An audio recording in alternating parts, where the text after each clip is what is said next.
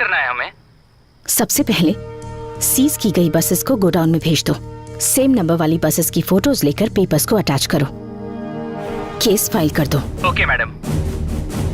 इस बारे में कोई भी कुछ पूछे तो उसकी बात मुझसे करवाओ। ठीक है मैडम।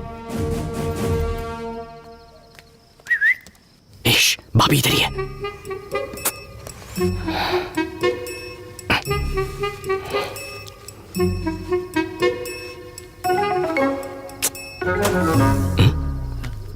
ये लाइट को क्या हुआ? क्या कर रही हो? भाभी आ जाएगी। आने दो ना। अच्छा ये बात है।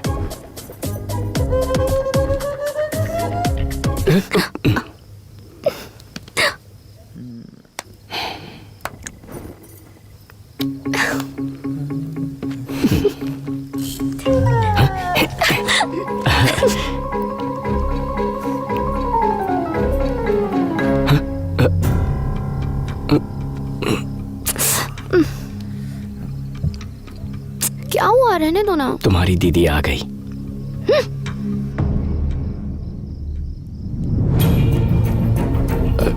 भाभी वो इसने मुझे अंधेरे में गलती से पिलर समझ लिया है।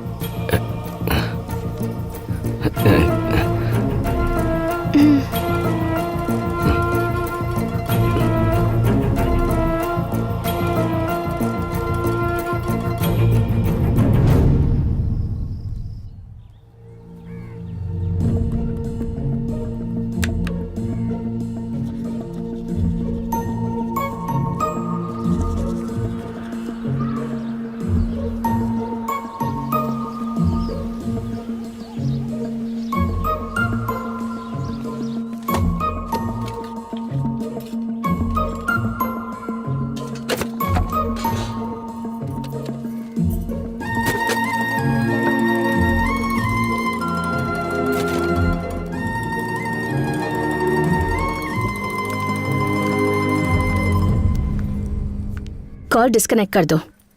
मैंने उसे गांव भेज दिया है।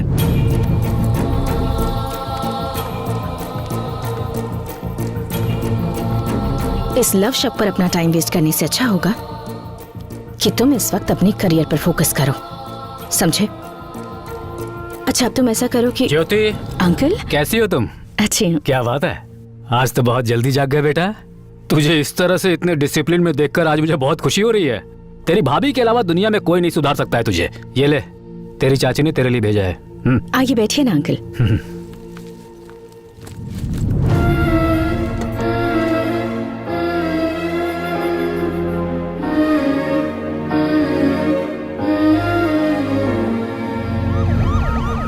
ये पुलिस क्यों आई है? लगता है उस ऑफिसर ने कमिश्नर की बात नहीं मानी, केस फाइल कर दिया है। वारंट इशू हो चुका है। पुलिस को मैं संभालता हूँ, उस ऑफिसर को आप संभालिए।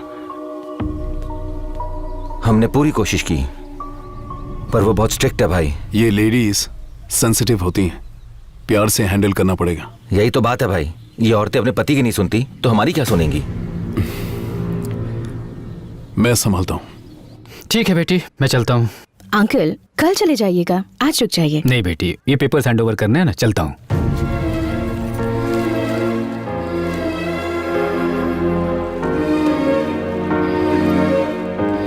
मुन्ना, मुझे स्टेशन तक छोड़ दो बेटा। ध्यान रखना बेटी। जी अंकल।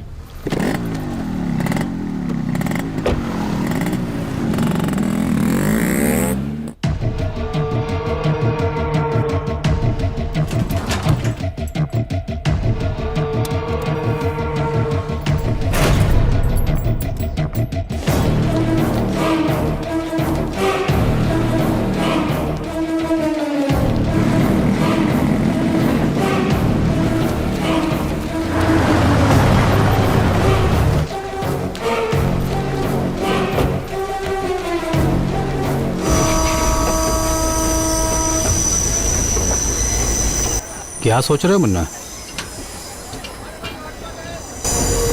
कुछ नहीं।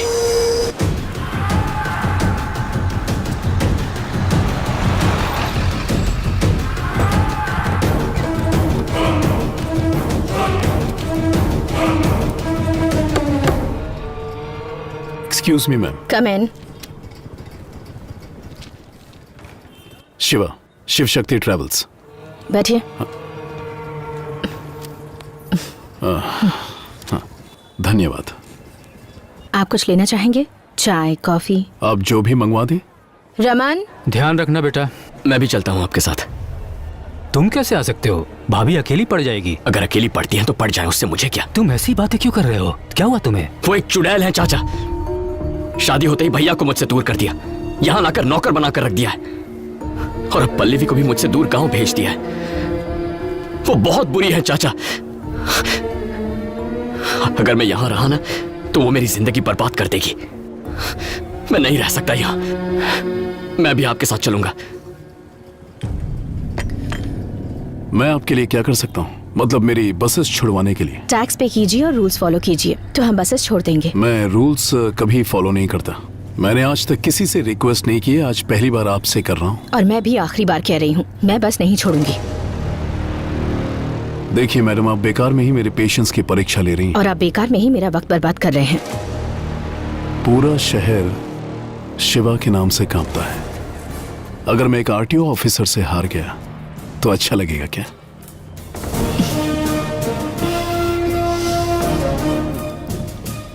आप जानते हैं, ये पूरा डिपार्टमेंट ज्योति की बहुत रिस्पेक्ट करता है। अगर मैंने कॉम्प्रोमाइज कर दिया तो वो अच्छा लगेगा क्या?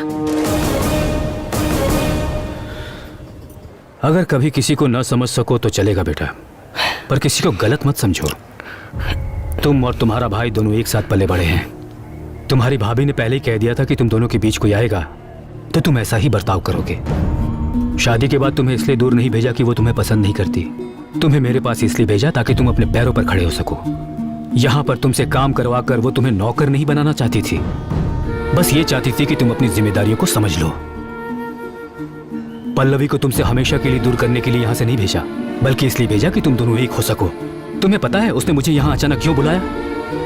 वो अपने पापा की दी हुई जमीन कम दाम में बेचना चाहती है ताकि तुम सेटल हो सको और मैं पल्लवी के पापा से उसका हाथ तुम्हारे लिए मांग सकूं। हम मिडिल क्लास वाले लोग हैं बेटा। अगर घर में एक सदस्य भी बढ़ जाए तो खर्चा बढ़ जाता है। और जब मैंने उससे पूछा कि इतने सालों बाद भी बच्चा क्यों नहीं प्लान कर रहे, तो उसने कहा मुन्ना भी तो हमारा ही बच्चा है, पहले उसे सेटल होने दो।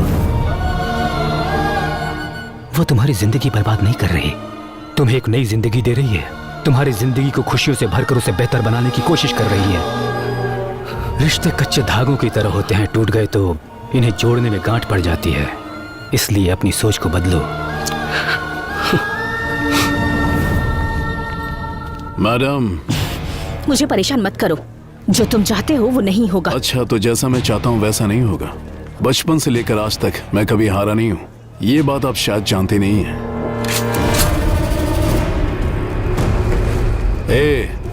मैं मरा तो जीत मेरी होगी क्या?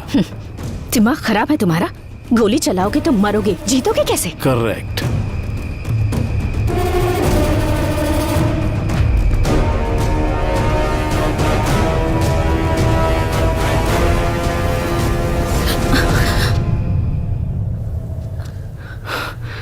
मुन्ना, तुम यहाँ? वो चाचा ने मुझे मुन्ना,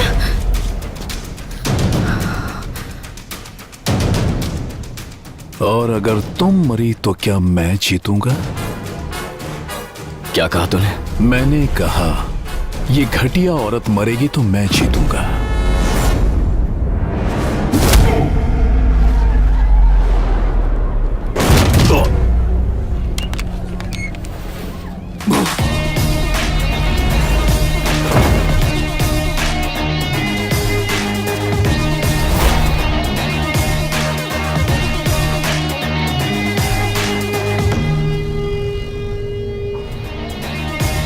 तूने जिस औरत को गाली देने की हिम्मत की है ना,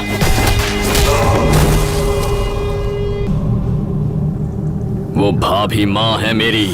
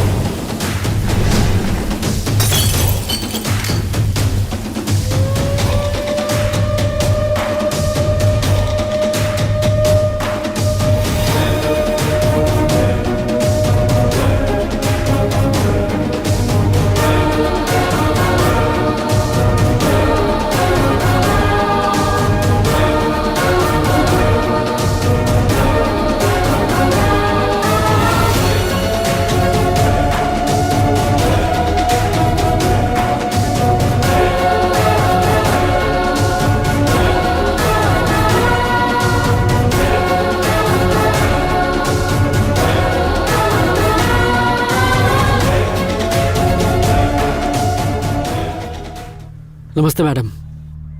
मैडम नमस्ते।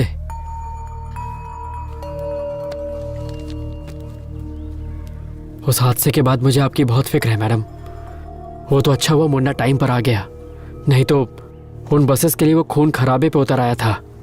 मैं उस शिवा को अच्छे से जानता हूँ, वो हार नहीं मानेगा। आप मुन्ना को समझाइएगा मैडम कि वो संभल कर रहे, वो बहुत खतरनाक है। 1-2 टके की छोकरी शिवा के काम में आके टांग अड़ाएगी। तुम सब क्या कर रहे थे? झग मार रहे थे? जाओ उसे उठा कर लाओ। चलो रे।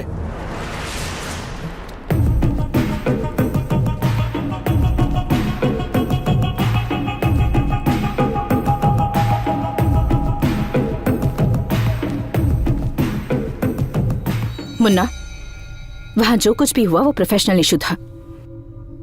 तुम्हारा इन पर यूं हाथ उठाना गलत था। चलो सॉरी कहो।